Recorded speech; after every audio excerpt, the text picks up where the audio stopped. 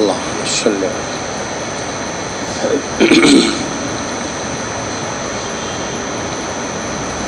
الحمد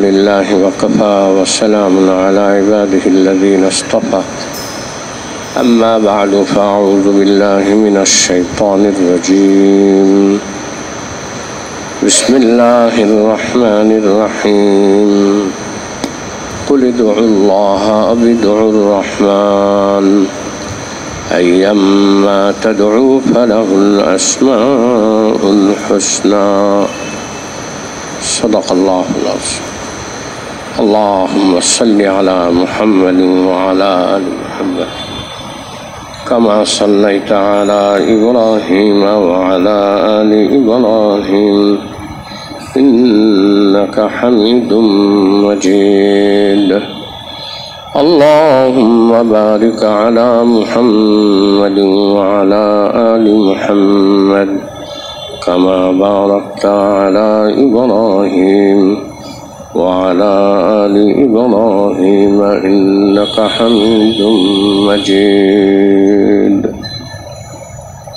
আল্লাহ পাকের দরবারে শুকর আদা করছি যে আল্লাহ পাক আমাদেরকে তার মহান কালামের আলোচনায় বসার তৌফিক দান করেছেন আলহামদুলিল্লাহ। মুআজ্জাজ হাজিরিন, সূরা বনী ইসরাঈলের 110 নম্বর আয়াতে আল্লাহ বলেন কুল উদউল্লাহ আও উদউর রহমান, চাই আল্লাহ বলে ডাকো চাই রহমান বলে ডাকো। আইয়াম্মা তাদউ, যে কোনো নামেই ডাকো, ফালাহুল আসমাউল হুসনা, তার অনেক সুন্দর নাম আছে, যে কোনো নামে ডাকো, অসুবিধা নেই।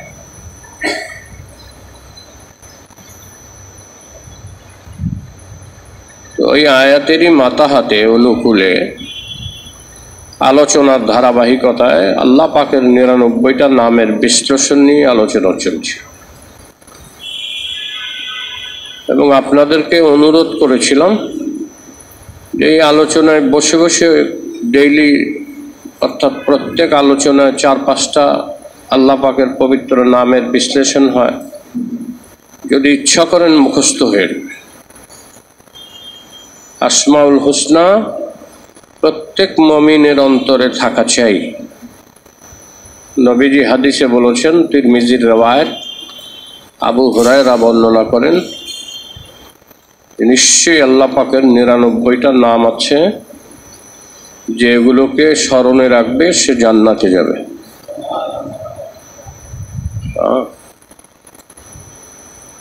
স্মরণে রাখার অর্থ হলো মুখস্থ করে ফেলার নয় বটে। স্মরণে রাখার অর্থ হলো এই নামগুলো আপনি দেখে দেখেই পড়েন, অর্থের নামগুলোর গুণাবলীর এই গুণবাচক নামগুলোর অর্থগুলো কি এগুলো বুঝেন। যদি ডেইলি এটাকে অন্তত একবার পড়া হয়, একবার ইয়াদ করা হয়, তাহলে তো স্মরণে রাখা হলো। তো যদি মুখস্থ থাকে তাহলে সহজ হয়, সবসময় লেখা কই নিয়ে করবেন। অন্তরে থাকলে, মুখস্থ থাকলে সকাল সন্ধ্যায় নামগুলো পড়লেন, আর অর্থগুলো যখন বুঝবেন তো আল্লাহ পাকের সাথে এই নামগুলো পড়ার কারণে আল্লাহ পাকের সাথে এক ধরনের সম্পর্ক হয়ে যাবে, মহব্বতের সম্পর্ক। সেই ধারাবাহিকতায় আলোচনা চলতেছিল। আজকের আলোচনা ছিল আল মুকাদ্দিমুল মুআক্খিরুল আউয়ালুল আখিরুল যাহিরুল বাতিন। এই নামগুলোর আজকে আলোচনা হবে। তো আজকে গুরুত্বপূর্ণ আর 2-1টা বিষয় আগে বলতে চাই। সেটা হলো এই যে আল্লাহ পাকের ব্যাপারে বিশ্বাসগত দিকের কিছু গুরুত্বপূর্ণ বিষয় আছে। ইসলামে সমুদয় বিষয়কে, দ্বীনের সমুদয় বিষয়কে 5 ভাগে বিভক্ত করা হয়েছে। কোনো মানুষ করে নাই, আল্লাহ করছেন। সূরা বাকারার 177 নম্বর আয়াত। দ্বীনের কিছু বিষয় হলো আকীদার সাথে, বিশ্বাসের সাথে, যাকে আকায়েদ বলা হয়। আর এটা ইসলামের সবচেয়ে গুরুত্বপূর্ণ একটা বিষয়, আকীদা সহি করা, বিশ্বাস, বিশুদ্ধ বিশ্বাসের অধিকারী হওয়া। এটা এমন বিষয় যে যদি আপনার বিশ্বাসের মধ্যে কোনো রকমের হেরফের হয়, কে জানে আপনি ইসলামের গণ্ডি থেকে বাইরে হয়ে যেতে পারেন। আর সমস্ত উলামায়ে কেরাম একমত যে আল্লাহ পাকের এই বান্দাকে যে আল্লাহ পাক দিন দিচ্ছেন, এই দিনের যে একটা বিষয় আছে, এক নম্বর যেটাকে আকায়েদ বলা হয়, এই আকায়েদ সংক্রান্ত কোনো কিছু বিশ্বাস করার ব্যাপারটা হয় নস্সে কোরআনী হবে, আর নইলে একবারে সহি আহাদিস দ্বারা প্রমাণিত হতে হবে। আমলের ক্ষেত্রে জয়ীফ হাদিসের আমল করা যায়, কিন্তু আকায়েদের ক্ষেত্রে জয়ীফ হাদিস গ্রহণযোগ্য না। জয়ীফ হাদিস মানে, এটা বহুবার বলছি, হাদিস জয়ীফও হয় না আর সহিও হয় না, হাদিস সবই সহি, এখানে জয়ীফ হওয়ার কিছু নাই। জয়ীফ মুহাদ্দিসিনরা বলছেন হাদিস বর্ণনাকারীদের শ্রেণীবিন্যাস করতে যাইয়া।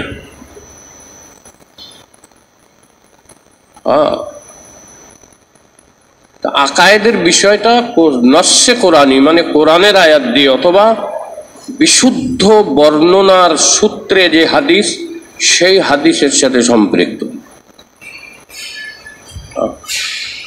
আর আকায়েদকে পরিপূর্ণ করা জরুরি। এর মধ্যে একটা হলো আল্লাহ পাক সম্পর্কে আকায়েদ, আকীদা।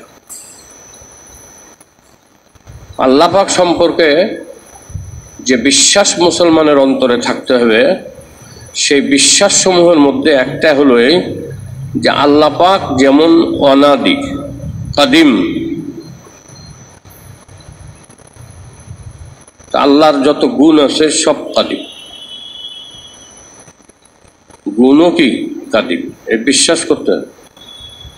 আর নইলে বাতিল, কিছু বাতিল ফেরকা আছে, যেমন মুশাব্বিহা, কাদরিয়া, জাবরিয়া, মুজাসসামিয়া, ওই সব বাতিল ফেরকার দলে আপনি পড়ে যান। আর মুতাজিলা একটা সম্প্রদায় আছে, ওদের বিশ্বাস হলো যে বান্দা যদি গুনাহ কবিরা করে তা আল্লাহ শাস্তি দিতে বাধ্য, আর যদি বান্দা গুনাহ ছাড়া থাকে তা আল্লাহ জান্নাত দিতে বাধ্য।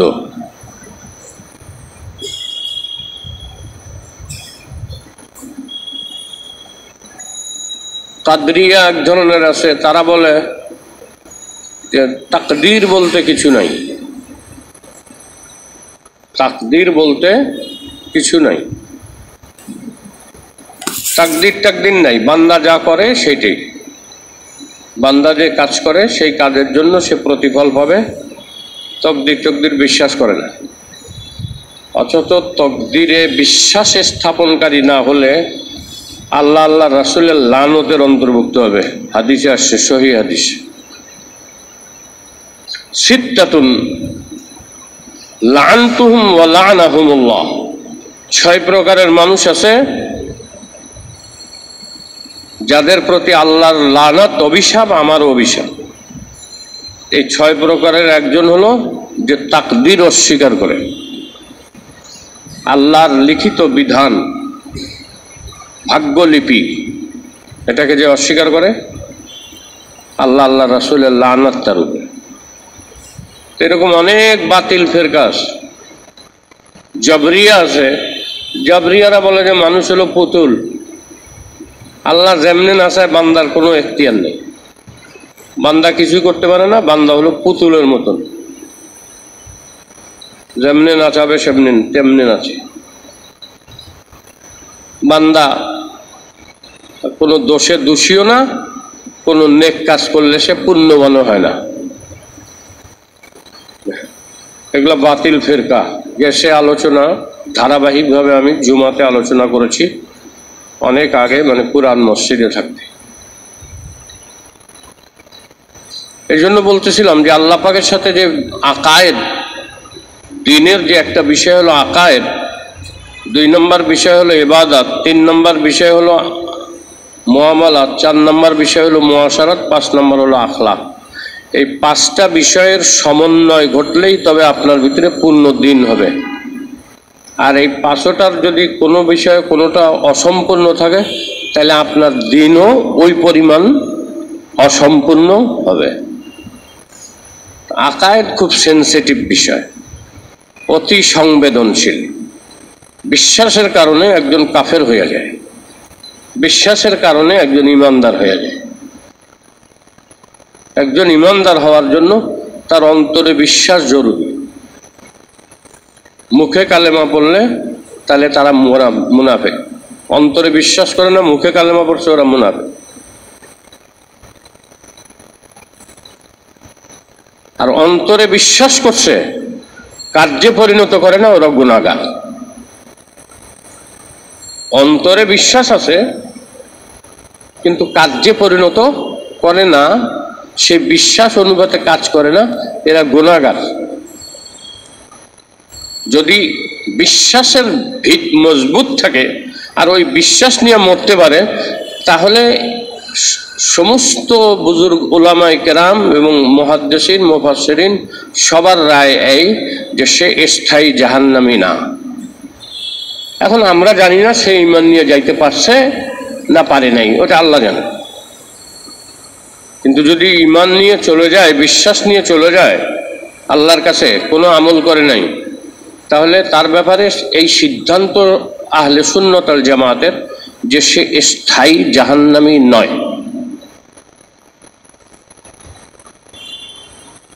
এইটুক স্থায়ী জাহান্নামী নয়, তার মানে হলো একদিন না একদিন আল্লাহ তারে শাস্তির দিয়া মাফ করে জান্নাতে দিবেন। কাজে বিশ্বাসগত দিক খুব অতি সংবেদনশীল আর খুবই গুরুত্বপূর্ণ বিষয়। তো আল্লাহ পাকের যত গুণাবলী আছে, এই সব গুণাবলী হলো কাদিম, অনাদি, অনন্ত।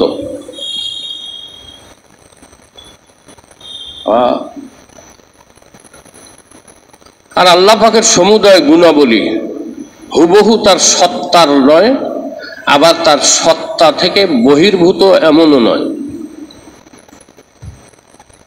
গুণ, আপনি কম্পিউটার ইঞ্জিনিয়ার, এটা আপনার একটা গুণ, এটা বান্দার, এটা অনাদি নয়, আগের থেকেই ছিল না, সে অর্জন করছে। কিন্তু আল্লাহ পাক যেমন আগের থেকেই আসেন, তার সমুদয় গুণাবলী আল্লাহ পাকের আগের থেকে আসে। তখন প্রশ্ন হবে যে তাহলে আল্লাহর সত্তার গুণ কি এক? বলে না, তাও না। আল্লাহর গুণাবলী আল্লাহর সত্তার হুবহু নয়, তবে আল্লাহর সত্তা থেকে বহির্ভূত নয়। কঠিন জিনিস, কারণ আল্লাহ পাকের হাকিকত, প্রকৃত তথ্য যেমন বান্দা জানে না, জানতে পারে না পুরোপুরি, তো আল্লাহর গুণাবলী সম্পর্ক বান্দা পুরোপুরি জানতে পারবে না, পুরোপুরি উপলব্ধি করতে পারবে না।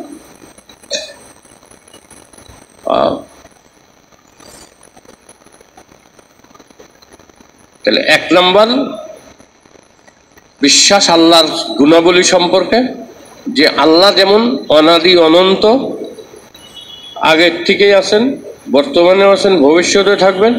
আল্লাহ পাকের সমস্ত গুণাবলী আল্লাহ পাকের সত্তার মতো আগের থেকেই ছিল, বর্তমানেও আছে, ভবিষ্যতে থাকবে। কিন্তু আল্লাহ পাকের সত্তা আর আল্লাহ পাকের গুণাবলী হুবহু এক নয়, কিছু পার্থক্য আছে। সেই পার্থক্যটা কি বুঝার জন্য বলা হচ্ছে আল্লাহর সমুদয় গুণাবলী আল্লাহ পাকের সত্তার জন্য অপরিহার্য বিষয়, বিশ্বাস করতে।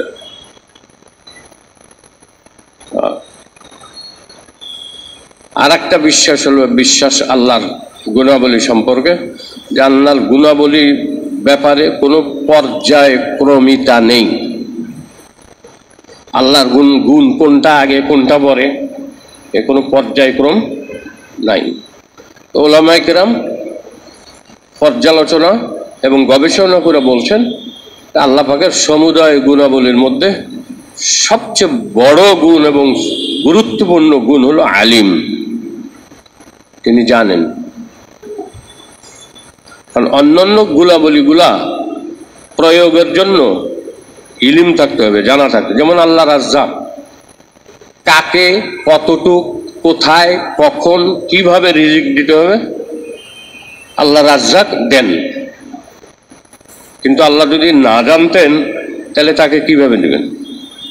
এই জন্য আল্লাহর রাজ্জাকিয়াতের বাস্তবায়নের জন্য আল্লাহ পাকের গুণাবলী আলিম লাগবে। আলোচনা গেছে আগে।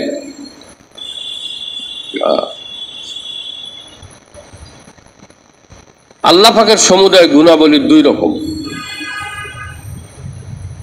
একটা হলো সুবুতিয়া আর একটা হলো সালাবিয়া, একটা ইতিবাচক আর একটা নেতিবাচক। যেমন আল্লাহ পাকের একটা গুণ হলো মুতি, দেনেওয়ালা, যিনি দেন, দাতা, মুতি, দাতা। আল্লাহ পাকের আর একটা গুণ হলো আল মানে, তিনি দেন না। তিনি কি করেন না? দেন না। আল্লাহ পাকের একটা গুণ হলো রহমান। আল্লাহ পাকের আর একটা গুণ হলো কাহ্হার। রহমান সুবুতিয়া ইতিবাচক আর কাহ্হার সালাবিয়া নেতিবাচক। আল্লাহ পাকের সমুদয় গুণাবলী দুই রকম, একটা ইতিবাচক আর একটা নেতিবাচক। আল্লাহ পাকের যত গুণাবলী ইতিবাচক এটা আবার দুই রকম, একটা তার সত্তাগতভাবে আর একটা হলো কর্মগতভাবে। একটা সত্তাবাচক আর একটা কর্মবাচক। সিফাতে নফসিয়া আর হলো সিফাতে আফআলিয়া। যেমন আল্লাহ পাকের জ্ঞান আলিম, এটা হলো সত্তাবাচক।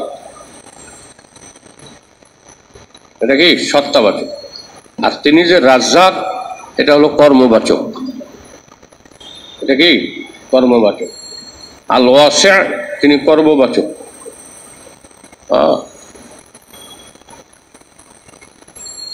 কর্মবাচক গুণ।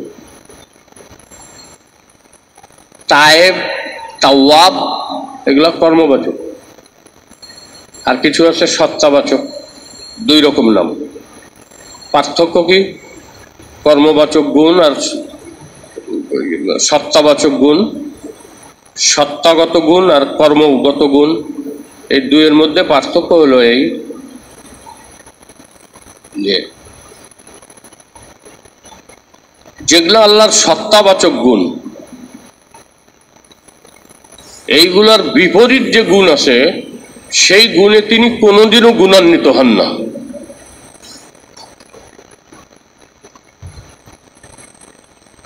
বুঝছেন? বুঝতেছেন নাকি মাথা ঘুরায়? বুঝতে হবে, খেয়াল করেন, সহজ আছে।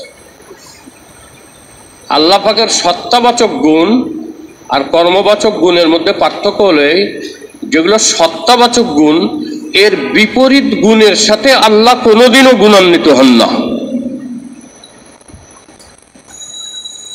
তাহলে আল্লাহর সত্তাবাচক গুণ কি? যেমন এর মধ্যে একটা হলো সামি', তিনি শ্রবণকারী, এটা সত্তাবাচক গুণ। এর বিপরীত গুণ কি? শুনেন না। যদি সত্তাবাচক গুণ সামে' হয়, শ্রবণ করা হয়, তাহলে এর বিপরীত গুণ কি? তিনি শুনেন না। বধির, বিপরীত গুণটা কি? বধির। তাহলে আল্লাহ পাক যেগুলো সত্তাবাচক গুণ, এর বিপরীত যে গুণ মানুষের কল্পনায় আসে, আল্লাহ ওই বিপরীতমুখী গুণে কোনোদিনও গুণান্বিত হন না।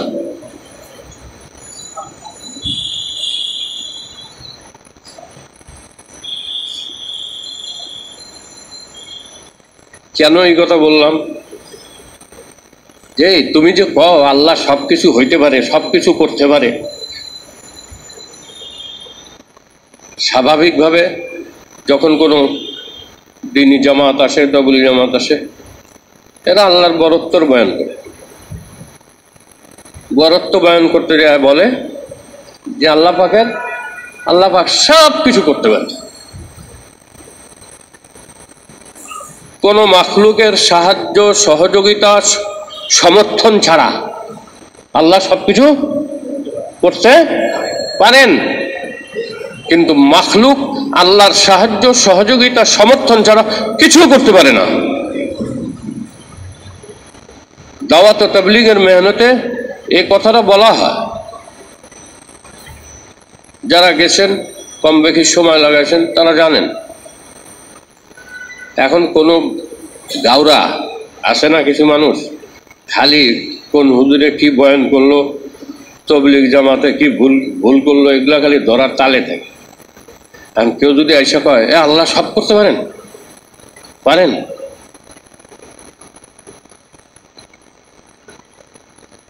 তো যদি সবই করতে পারেন তাহলে আল্লাহ তো সামিউ, শ্রবণ করেন। আল্লাহ পাক কিছু সময়ের জন্য তার শ্রবণ নামক সিফতটাকে মিটাই দেয়। যদি পাগল এই প্রশ্ন করে, তার জবাব হলো এই যে তুমি আসলে আল্লাহর গুণাবলী সম্পর্কে জানো না। আল্লাহর সত্তাবাচক গুণাবলীর বিপরীত যে গুণ আছে, আল্লাহ কোনোদিনও ওই গুণে গুণান্বিত হন না। এটা আল্লাহ পাকের একটা গুণ। কাজে তুমি যেটা বলতেছো, তুমি এটার বিপরীতটা বলতেছো। আর যেগুলো কর্মবাচক, এই কর্মবাচক গুণের বিপরীত কিছু গুণ আছে না নাই? যেমন তিনি রাজ্জাক, রিজিক দেন। এর বিপরীত গুণ কি? যে তিনি রিজিক দেন না। কর্মবাচক গুণ কি?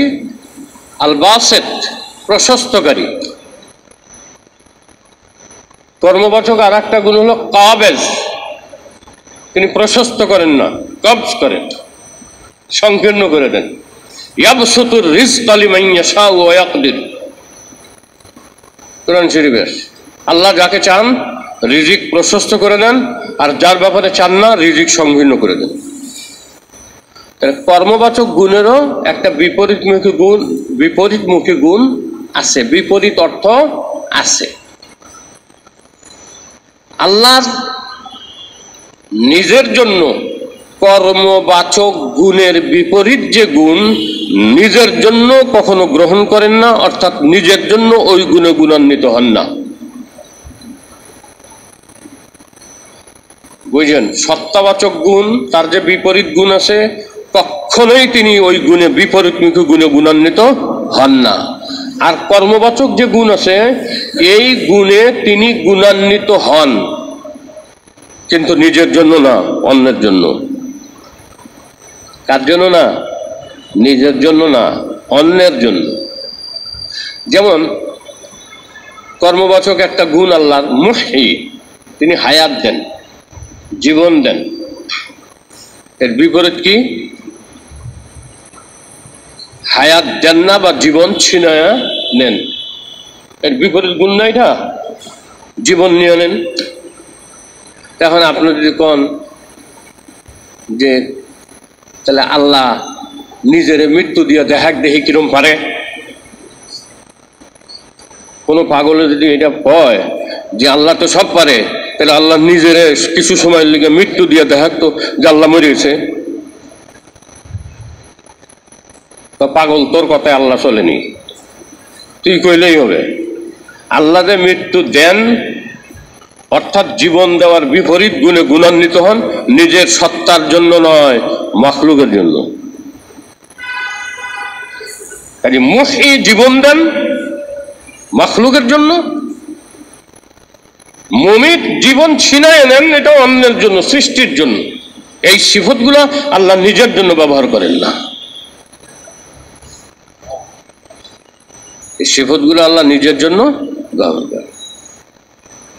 আল্লামা মানসুর মাতুরিদি, যে ইলমুল কালামের বহুত বড় ইমাম ছিলেন, তিনি আল্লাহ পাকের সত্তাগত নাম 8টা বলছেন, কিন্তু উলামায়ে কেরাম 7টা বলছে। যেমন হায়াত, হায়াত মানে কি? আল্লাহু লা ইলাহা ইল্লা হুয়াল হাইয়ুল কাইয়ুম। এখানে হাই মানে কি? চিরঞ্জীব। এটা হায়াত নামক সিফত, এটা আল্লাহর সত্তাগত। সামি' বা সামি' উভয় ধরনের সিফত, শ্রবণ করা, এটা আল্লাহর সত্তাগত। ইরাদা বা ইখতিয়ার আল্লাহর সত্তাগত। দর্শন, বাসির আল্লাহর সত্তাগত। ইলম আল্লাহর সত্তাগত। আল্লাহ যে কালাম করেন এটাও আল্লাহর সত্তাগত। শক্তি এটা আল্লাহর কি? সত্তাগত। এগুলো এই 7টা হলো আল্লাহ পাকের সত্তাগত। আর একটা তাকবিন বলছে, উলামায়ে কেরাম ওটাকে গ্রহণ করেন নাই, ওটার আলোচনা অন্য। এগুলো আল্লাহর সত্তাগত নাম। আল্লাহ পাকের জাতি বা সত্তাগত নামের মধ্যে শ্রেষ্ঠতম নাম তো আল্লাহ, এটা তো বাদ, ওটা ইসমে জামেদ, জামে। আর গুণবাচক নাম যেটা সত্তার সাথে সম্পৃক্ত, সত্তাগতভাবে সত্তাবাচক, এটা 7 প্রকার। আর বাকিগুলো সব কর্মবাচক। এই কর্মবাচক আর সত্তাবাচকের মধ্যে পার্থক্য বললাম। যখন এই আলোচনাগুলো আকীদাগত, এগুলা সাধারণ মানুষ বুঝবে না, প্যাসপোস লাগায় ভেজাল লাগায় দিবে। তাফসীরের আলোচনায় আপনারা শিক্ষিত মানুষ, আমার বলতেই হবে, আমি গোপন করতে পারি না। না বুঝলে বুঝে নেবেন, না বুঝলে বুঝে নেবেন। তা আল্লাহ পাকের এই সুন্দর সুন্দর গুণাবলী সম্পর্কে যখন মানুষ জানবে, তো আল্লাহ পাকের মারিফাত হাসিল হবে, আল্লাহ পাকের তার পরিচয় হাসিল হবে। আর আল্লাহর যখন মারিফাত হাসিল হবে, তখন বান্দা আল্লাহকে বেশি ভয় পাবে। এই জন্য নবী সাল্লাল্লাহু আলাইহি ওয়াসাল্লাম বলেন, দেখো তোমরাই হলে অমক অমক অমক, যেগুলো বলছো। সাহাবীদের একটা দল উম্মাহাতুল মুমিনিনদের কাছে গেছেন, যায় নবীর আমল সম্পর্কে জিজ্ঞেস করছেন। যখন তাদেরকে আম্মাজান উম্মাহাতুল মুমিনিনরা নবীর বাড়িতে, নিজের বাড়িতে অন্দরমহলে তার বিশেষ কোনো আমলের কথা উল্লেখ করেন নাই, হ্যাঁ, তখন তারা এটাকে মনে করছে যে তিনি তো নবী, নবী তার পূর্বাপর সব ত্রুটি আল্লাহ মাফ করে দিয়েছেন আগে অ্যাডভান্স, আর তার ত্রুটি হয় না, তিনি এরকম মাসুম। আমরা তো গুনাহগার, কোথায় নবী আর কোথায় আমরা। কাজে নবীর জন্য নবীর ঠিক আছে, কিন্তু আমাদের জন্য আরো বেশি আমল করতে হবে। চলো আমি আজকের থেকে এক কাজ করবো, সারা রাত জায়গা নামাজ পড়বো, ঘুমাবো না। আর একজন কয় তাহলে আমি এক কাজ করি, আজকের থেকে রোজা রাখা শুরু করলাম, ডেইলি রোজা রাখবো, শুধু যে ঈদের 5 দিন বা এটি ছাড়া পুরো বছর খালি রোজা রাখতেই থাকবো, আর রোজা ভাঙবো না। আর একজন কয় তাহলে আমি কি করবো, আমি তাহলে আর যাও বিয়ে শাদীর চিন্তা করছিলাম, আর বিয়ে শাদী করতাম না। নবীজি সাল্লাল্লাহু আলাইহি সাল্লাম এই কথা শুইনা ওই লোকদের কাছে আইসা বলছেন, আনতুমুল লাযীনা ইয়াকুলুনা কাযা ওয়া কাযা, তোমরাই তো সেই ব্যক্তি যারা এটা বলছিল। দেখো তোমাদের থেকে আমি আল্লাহকে বেশি চিনি, আর আল্লাহকে আমি বেশি ভয় করি। এতৎ সত্ত্বেও আমি রাত্রে কিছু সময় ঘুমাই, কিছু সময় ইবাদত করি, আর কিছু কখনো রোজা রাখি, কখনো রোজা ছেড়ে দেই। আর আমি নিজে বিবাহ করেছি, আমার সন্তান সন্ততি আছে। মান রাগিবান সুন্নতি ফালাইসা মিন্নি, যে আমার সুন্নতকে অ্যাভয়েড করে পাশ কাটায়, সে আমার দলভুক্ত না। কাজে বৈরাগ্যবাদ নাই, আর নিজের উপরে নিজে কঠিন করে নিও না, তাহলে মুশকিলে পড়বা। আর দিন ইউসরুন, দিন সহজ, কাজে নিজের উপরে কঠিন করো না বলছে। যে আল্লাহকে যত বেশি চিনবে, সে আল্লাহকে তত বেশি ভক্তি, শ্রদ্ধা, এতাআত, আনুগত্য, মহব্বত তত বেশি করবে। আমরা তো চিনি না।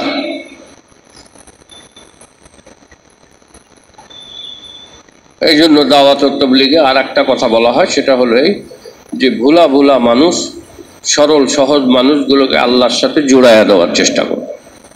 সাদা সিধা ভোলা ভালা মানুষগুলোকে আল্লাহ পাকের সাথে কি করো? জোড়াইয়া দেওয়ার চেষ্টা করো। তো যখন সে আল্লাহ পাকের গুণাবলী সম্পর্কে জানতে থাকবে, শুনতে থাকবে, আলোচনা হইতে থাকবে, আল্লাহর মাহাত্ম্য আলোচনা হবে, বরত্ব আলোচনা হবে, আল্লাহর গুণাবলী আলোচনা হবে, আল্লাহর সিফতে সুবুতি আলোচনা হবে, আল্লাহ পাকের সিফতে সালাবি আলোচনা হবে, আল্লাহ পাকের সিফতে জাতিয়া আলোচনা, নফসিয়া আলোচনা হবে, আল্লাহ পাকের সিফতে আফালিয়া আলোচনা হবে। তো একজন বান্দার ভিতরে আল্লাহর বরত্ব, মাহাত্ম্য, মর্যাদা তার অন্তরের মধ্যে বসবে, সে আল্লাহর আনুগত্য করবে।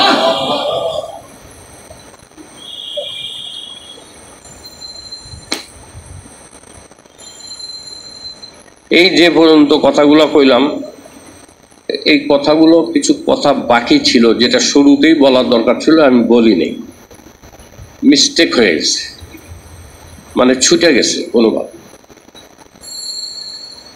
কালকে রাত্রে আমার এগুলো মনে হয়েছে যে আসলে এগুলো তো বলিনি। ভালোই হলো, আজকে কিছু জামাতের সাথী আসছে, তারা এখানে আর বসছে, তো তারাও শুনে যাবে, আর আমার যারা নিয়মিত এখানে তাফসীর শুনে তারাও শুনে গেল। এই জন্য আজকে এই পর্যন্ত কথাগুলা, আগের আলোচনাগুলা, আল্লাহর গুণাবলী সম্পর্কে এই আলোচনাগুলো করব। এখন দেখেন ধারাবাহিকতা, আজকে সিরিয়াল হলো আল্লাহ পাকের এক সিফতি নাম হলো মুকাদ্দিম, আল মুকাদ্দিমুল মুআখিরু। মুকাদ্দিম অগ্রবর্তীকারী, অগ্রগামীকারী, পশ্চাৎবর্তীকারী, পশ্চাৎগামীকারী, আগে বাড়ায় দেনেওয়ালা, পিছনে ফালায় দেনেওয়ালা, মুকাদ্দিম আর মুআখির। আল্লাহু আকবার, আল্লাহ পাক কাকে আগে বাড়ায় দেন ঠিক নেই। এই জন্যই বলা হয়েছে যে খবরদার, দেখো কাফেররাও আল্লাহর বান্দা, নবীর উম্মত। কাফেররাও কি আল্লাহর বান্দা, নবীর উম্মত।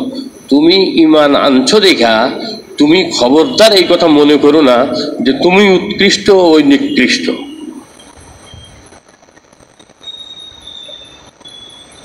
সত্তাগতভাবে তুমি উৎকৃষ্ট হয়ে গেছো, আর এই যে কাফের, একেবারে নিকৃষ্ট, নিম্ন জাত। এর কোনো প্রশংসা, কোনো গুণ, কোনো পুরস্কার, কোনো ভালো আলোচনা পাওয়ার যোগ্যই না।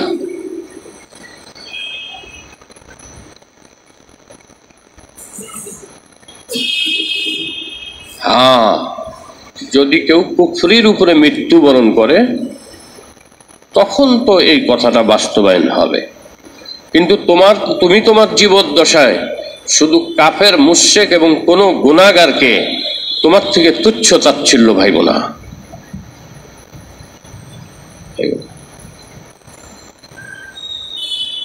আলহামদুলিল্লাহ, আলহামদুলিল্লাহ, আমি আমাকেই সবচেয়ে তুচ্ছ ভাবি। আমি মনে করি যে আমার থেকে সবাই 1 ডিগ্রি হলেও উপরে আছে। এই বোধ নিয়ে রাত্রে ঘুমাই, আর এই বোধ নিয়েই সকালে ঘুম থেকে উঠি। আলহামদুলিল্লাহ, সুম্মা আলহামদুলিল্লাহ। দায়িত্ব হিসাবে যখন কথা বলি, তা আমি আমার কনফিডেন্সের উপরে জোরালোভাবে বক্তব্য দিই। This is the my art for my speech. আমি যখন কোনো স্পিচ দেই তখন জোরালোভাবে কেন বলি? আমার কনফিডেন্স আছে, দলিল আছে। আমি বানায়া কথা কই না, কোনো অমূলক কথা বলি না, কোনো অশালীন কথা বলি না। আমি যেটা বলি সত্য বলি, আর জোরালোভাবে এই জন্য বলি মানুষ যাতে বুঝে যে এটা সত্য। সত্যের একটা পাওয়ার আছে, সত্যের একটা ফোর্স আছে। মিথ্যার পাওয়ারও নাই, ফোর্সও নাই। এটা যদি মানুষ বুঝে। দায়িত্বের কারণে এই চেয়ারে বসে আপনাদের সামনে এইরকম জোরালো বক্তব্য দিতেছি। এর অর্থ কসম খোদার, আল্লাহর ঘরে মসজিদে বসে আমি কসম খেয়ে কইতেছি, আমি এক মুহূর্তের জন্য মনে করি না যে আমার থেকে কেউ নিম্নমানের আছে, মনে করি না।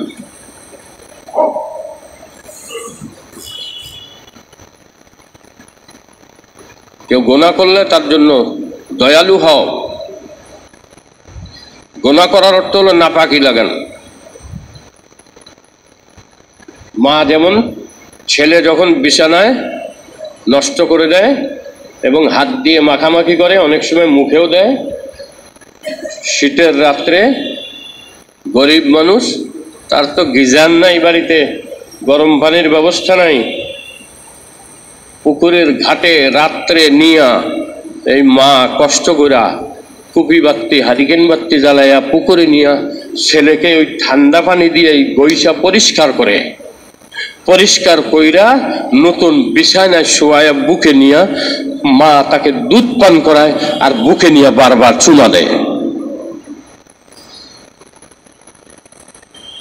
হ্যাঁ, দুনিয়ার সমস্ত মানুষ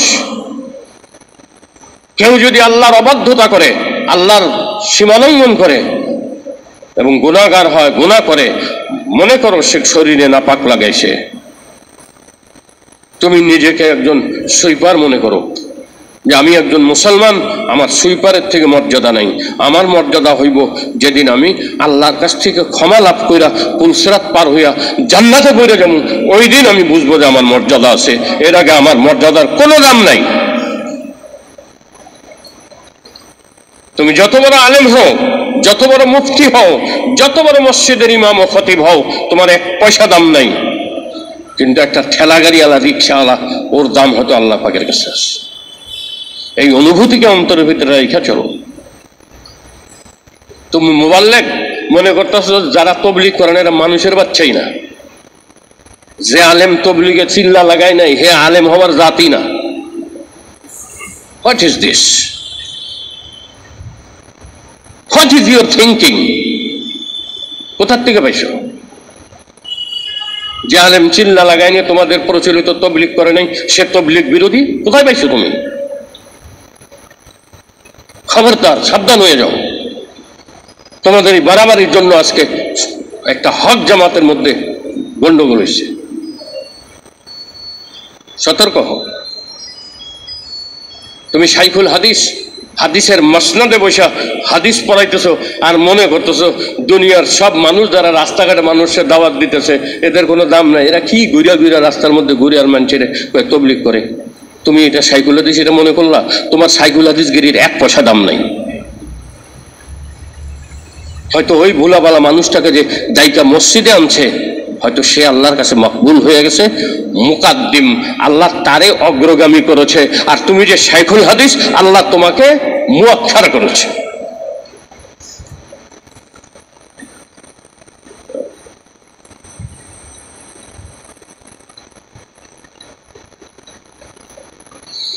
তোমার আমলে আল্লাহ তোমাকে মুকাদ্দম করে দিতে পারে, আগে বাড়ায় দিতে পারে।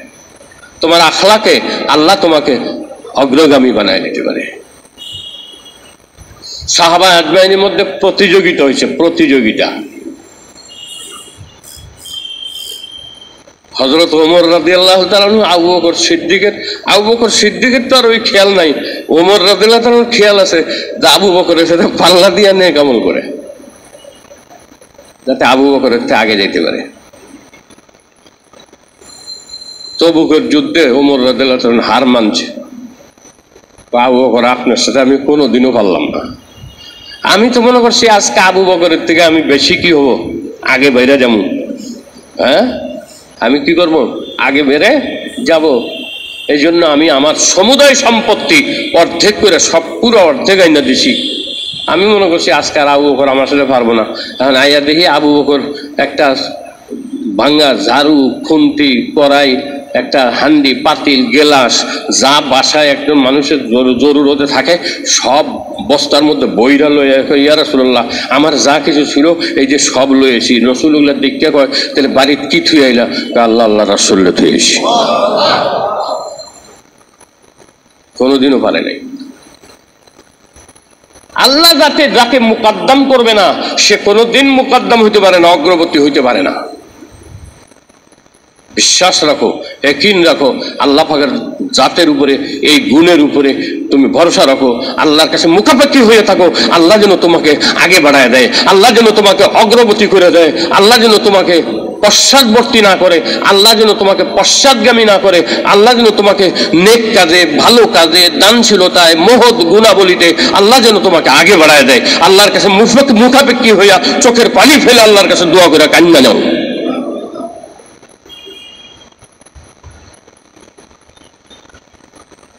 আবু বকর তো আবু বকরই।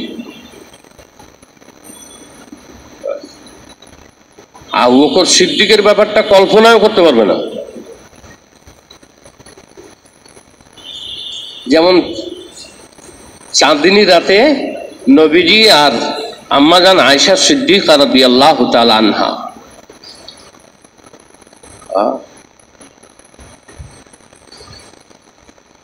নিভৃতে একান্ত আলাপচারিতায় মগ্ন। আম্মাজান আয়েশা তারকারাজি দেখে বললেন, ইয়া রাসূলুল্লাহ, আকাশের এত তারকারাজি, অগণিত অসীম, আপনার কোন উম্মতের কি এরকম নেকি আছে? আম্মাজান আয়েশা বলেন, আমি তো মিন করতেছিলাম আল্লাহর রাসূল আমার পিতার কথা বলবেন, এই জন্যই আমি জিগাইছি আল্লাহর রাসূলের মুখ দিয়া আমার আব্বার প্রশংসাটা বাইরে আসলে আমি শান্তি পাবো। ইয়া রাসূলুল্লাহ, আকাশের তারকারাজি সমতুল্য নাকি আপনার কোন উম্মতের আছে? হ্যাঁ আছে। আচ্ছা, বলে সে সৌভাগ্যবান কে? হে কে ইয়া রাসূলুল্লাহ? বলতেছেন সে ওমর ইবনুল খাত্তাব। সে ওমর ইবনুল খাত্তাব। মনে যেন বাতি জ্বলা দপ করে নিভে গেছে। আম্মাজান আয়েশার অবস্থা এরকম। আম্মাজান আয়েশার অবস্থা এরকম। রাসূলুল্লাহ সাল্লাল্লাহু আলাইহি সাল্লাম তো বুঝতেই পারছেন। আয়েশা, তোমার মন খারাপ হলো কেন? উজ্জ্বল আলোকবর্তিকা যেন অকস্মাৎ নিষ্প্রভ হয়ে গেল, ব্যাপার কি? ঠিক আছে রাসূলুল্লাহ, আমি মনে করছিলাম আপনি আমার আব্বার কথা কইবেন, কিন্তু আপনি তো ওমরের কথা কইলেন, এর লেগে মনটা খারাপ হলো যে আমার আব্বার এত নেকি নাই।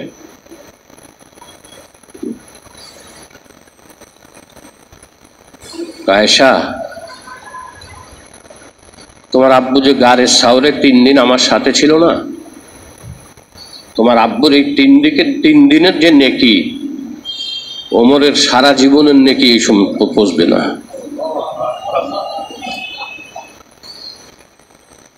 আবার বাতি জ্বলে উঠছে। কি হয়েছে? আবার বাতি জ্বলে উঠছে, চেহারার ভিতরে খুশি এসেছে। বলেন কি ইয়া রাসূলুল্লাহ, আমার আব্বার এত মর্যাদা? হ্যাঁ হ্যাঁ আয়েশা, তুমি জানো না আমি সবাইকে কি বলছি? আমি বলছি আমি সবার ঋণ পরিশোধ করে যাব, কোনো দায় আমি রাখবো না। আমি দুনিয়া থেকে যাওয়ার আগে আমি সবার দায় শোধ করে যাব। কেউ এই কথা বলতে পারবে না যে আমার কাছে পাবে, কিন্তু আমি আবু বকরের দায় শোধ করতে পারবো না।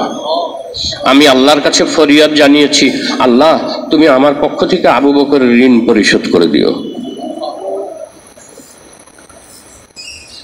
আম্মাজান আয়েশা সিদ্দিকা বুঝলেন যে আমার আব্বার মর্যাদা কত।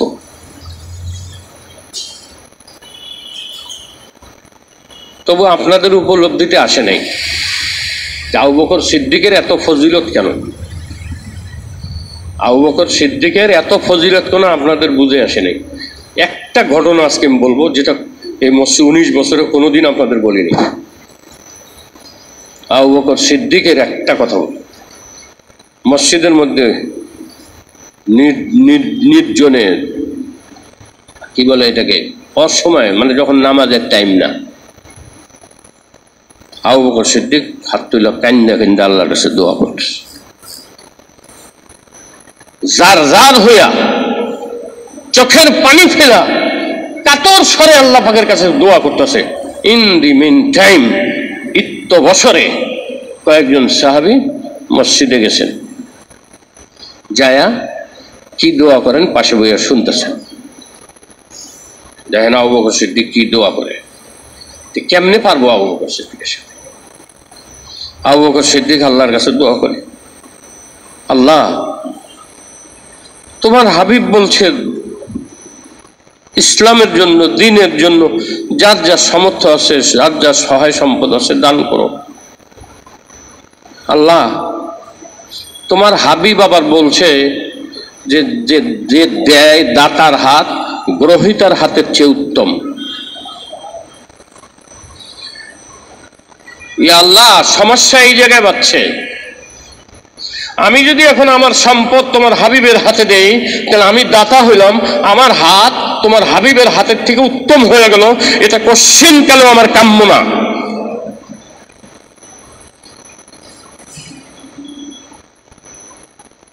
আল্লাহ আমার হাবিবের হাত ছোট হবে।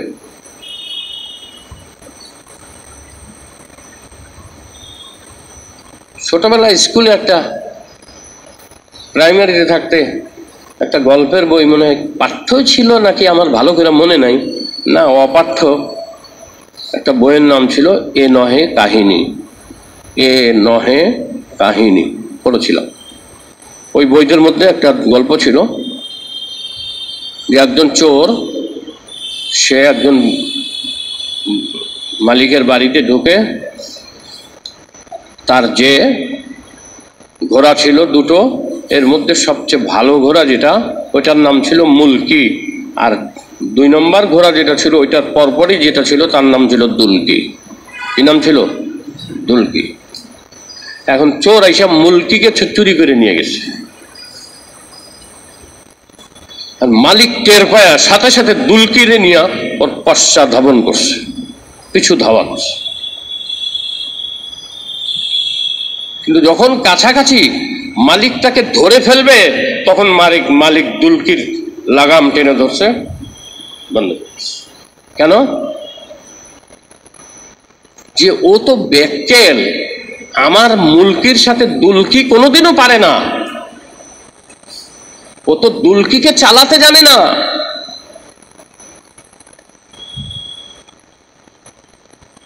তখন বলেছে দেখো তো তুমি পাকে, ঘোড়ার ওটারে কি কয়, যে জিনটা বসানো থাকে, পাদানি থাকে, পাটা ঢুকায় দেয় ওর ভিতরে, ঢুকায় কয় তোমার ডান পাটা পাদানি থেকে বের করে মুলকির পিছনে কুতুকুতু দাও, তাহলে মুলকিকে আর দুলকি ধরতে পারবে না। এই কথা চোররে শিখাই দিল। কেন? মালিকের প্রেস্টিজে লাগছে যে মুলকি কোনোদিন, যে দুলকি কোনোদিন মুলকির সাথে পারে নাই, সে আজকে মুলকিকে পথ ধরে ফেলতেছে, মুলকি পারতেছে না। এটা আমার প্রেস্টিজ, যে আমার মুলকির প্রেস্টিজ, আমি আমার মুলকির প্রেস্টিজ এবং আমার প্রেস্টিজকে প্রাধান্য দিলাম। আমার চোরের দরকার নাই, ঘোড়ার মুলকির দরকার নাই, মুলকিকে নিয়ে যাক, তবু দুলকি যেন কোনোদিন মুলকির সাথে না পারে।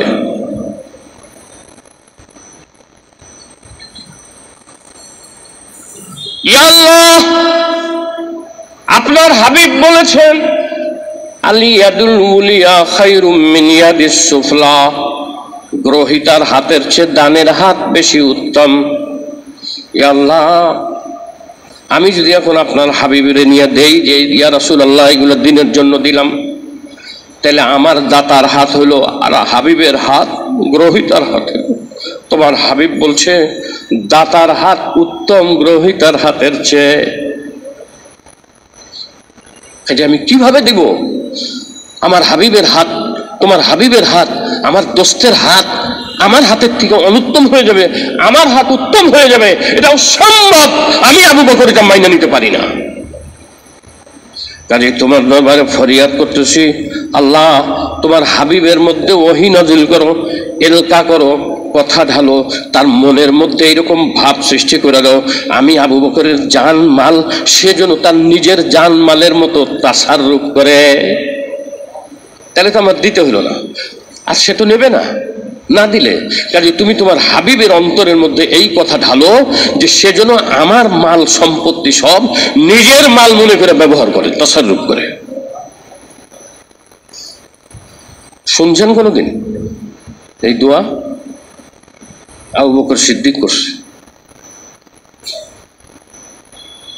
আল্লাহ পাক করে রাসূলের অন্তরের ভিতরে ওহী নাযিল তো করেন নাই, সরাসরি ওহী নাযিল করে অর্ডার করেন নাই, কিন্তু রাসূলের অন্তরের ভিতরে এই ভাব সৃষ্টি করছেন।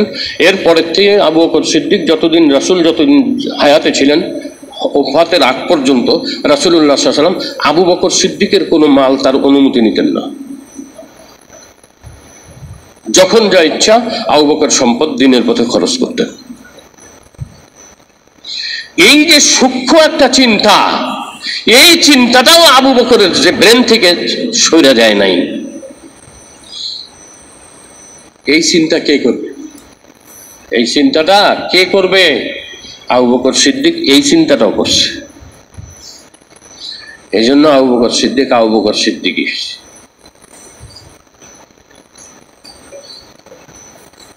আম্মা জান আয়েশা বলছেন, আমি এবং আমার পিতা আল্লাহ আমাদেরকে সৌভাগ্যবান বানিয়েছেন। আমার নবীজির মাথা শুধু 2 জন ব্যক্তির কোলে গেছে। নবীজির মাথা 2 জন ব্যক্তির কোলে গেছে, এক আমার পিতার কোলে আর আমার কোলে।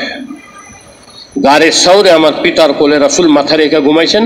মদিনা সফরের সময় ক্লান্ত হইয়া এক গাছের নিচে শুইছেন, সূর্যের আলো আসতেছিল। আবু বকর সিদ্দিক তাকে আড়াল করে কাপড় দিয়ে ধইরা নিজের কোলে মাথা রেখে শোয়াইছেন।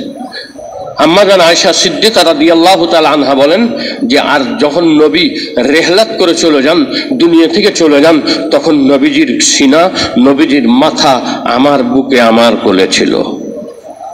এই সৌভাগ্য আর কেউ পায় নাই, এই সৌভাগ্য আর কেউ পায় নাই। আমার আলোচনা ছিল আল্লাহ মুকাদ্দিম।